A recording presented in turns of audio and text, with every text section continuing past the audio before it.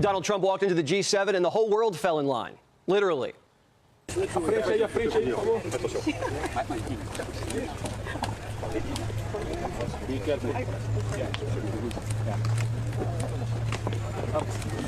Voilà.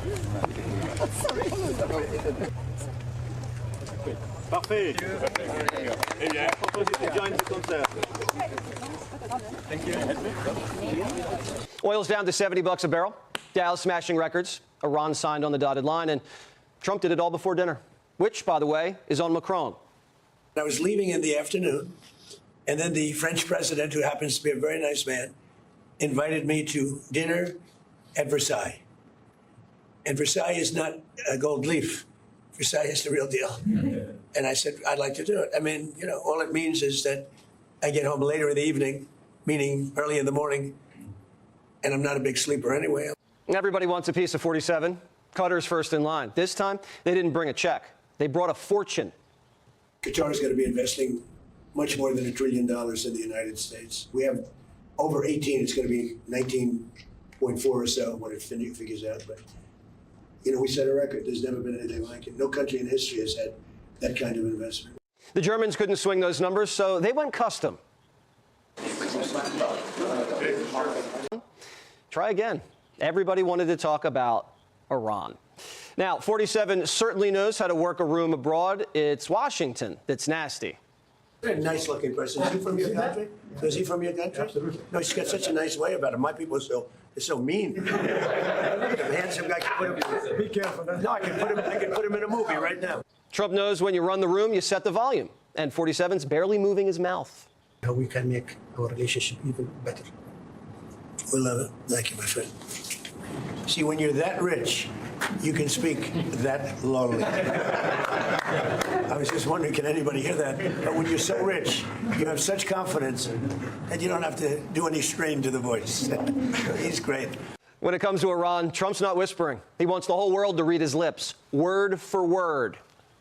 I'll not only release it, I'll probably have a press conference and read it to you word by word so that the press covers it accurately. Because it's a very important document, and unlike Obama, who could have destroyed the Middle East with a horrible JCPOA, it is the worst agreement. That was a road to a nuclear weapon. Mine is a wall against a nuclear weapon. He paid a fortune for it. We paid nothing. Every leader at the G7 flew in for one thing, Iran. They want this deal done yesterday.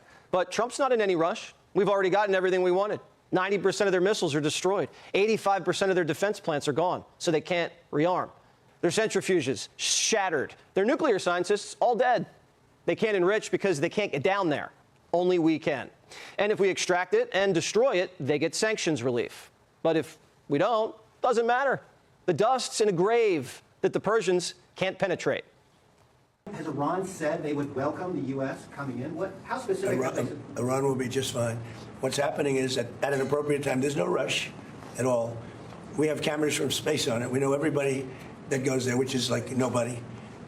The B-2 bombers hit it. The entire mountain collapsed inside it. It's a very tough excavation. Trump's not stressed. On Friday, the Strait opens. War's over, and oil's flowing. Ships are starting to move now. We're going to have it fully open by Friday. The ships are starting to move nicely. Oil is starting to go, and the prices are coming down rapidly. Stock market is going up rapidly. A lot of good things are happening. And most importantly, Iran will not have a nuclear weapon. The Obama deal was 159 pages long. The media didn't even read it. They just called it genius. And what did it actually do? It built the runway for an Iranian nuke and paid for it. They could enrich, they could stockpile. They had missiles galore to protect their precious nuke program.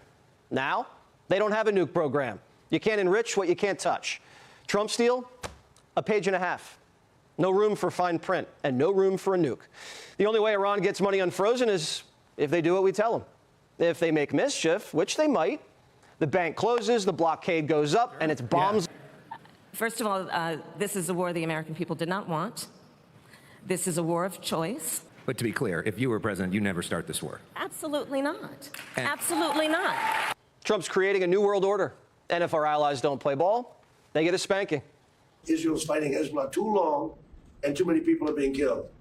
And you don't have to knock down an apartment house every time you're looking for somebody, because there are a lot of people in those apartment houses, and they're not all Hezbollah. Now, when it comes to Hezbollah, He's got a better idea. I suggested to Israel to let Syria take care of Hezbollah. Because to be honest with you, I think they do a better job of doing it. Whatever happens, if Iran can't control Hezbollah, no sanctions relief. So they either tell him to stand down and get paid, or they let him fight, they die, and they don't. We have the cards, and if they don't honor the commitment, we'll figure out what to do when we get there. I would say that means go back and resume bombing. It could. It could. Be. And he would. I don't think he would hesitate. It could mean the blockade goes back on, Sean. It could mean a lot of things, but what the president has said is he doesn't want to do those things. He wants Iran to be a normal country. They've got to act like it. And if Iran gets frisky, read his lips just one more time. They will not develop, purchase, buy, or any other thing. They're not going to acquire a nuclear weapon. If they do, all hell will rain down on them. Everything's breaking Trump's way. Iran's nuclear ambitions are toast, their military's been throttled, and their economy sustained $1 trillion in damage. Every objective Trump laid out on the very first day of the war has been achieved. But because Iran's a police state and severely leaks. Listen. Yeah, so Jessica, let me address a couple things, because I think you're making the same mistake, unfortunately, that a lot of the Iranian propagandists make when they talk about this, like which the is Wall Street Journal? they talk about the benefits to the Iranians without any of the things the Iranians would have to give up and have to change in order to get those benefits. So we're fundamentally saying if the Iranians transform how they interact with the world, we will transform how the world economy interacts with Iran. But if they don't do any of that stuff, they don't get any of these benefits. So don't be a panicking. Prime Time's been briefed on the deal. You know the damage that's been done to the enemy. You've seen it. You've heard it. You'll see. October 7th, 1996. Founders Rupert Murdoch and Roger Ailes. Current leadership Suzanne Scott serves as the CEO. Headquarters 1211th Avenue of the Americas, New York City. Market position. It has consistently been one of the most watched cable news networks in the United States for over 2 decades. Overview and philosophy. Fox News was established to provide an alternative to what its founders perceived as a liberal bias in mainstream media. The network is known for a blend of news reporting and opinion-based programming.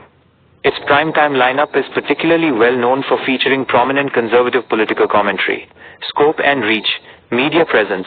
In addition to its flagship television channel, Fox News Media operates various platforms, including Fox Business, Fox News Digital, Fox News Audio, and the direct-to-consumer streaming service Fox Nation. Content. While the network focuses heavily on political news and policy, its programming also covers general news, lifestyle, and entertainment.